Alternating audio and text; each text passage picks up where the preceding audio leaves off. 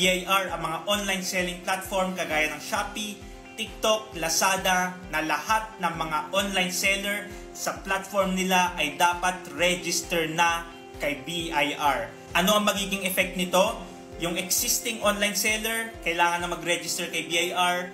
Yung mga new online seller, i-require ka muna, for example, ni Shopee na dapat register ka na kay BIR bago ka makapagbenta sa platform nila. Ano pa yung mga kailangan nating bantayan as an online seller? Yung deadline na binigay ni BIR sa existing online seller is April 14, 2024. So malapit na yan, guys. Ang isa pang medyo challenging sa regulation ay yung business bank account. Sabi kasi doon, bago i-release sa'yo ng online selling platform, yung payment mo sa bank account mo dapat. Business bank account.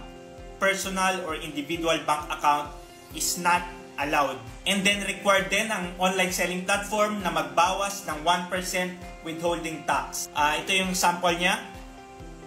Not required si 1% withholding tax sa mga online seller na less than 500,000 ang kanilang benta sa isang taon.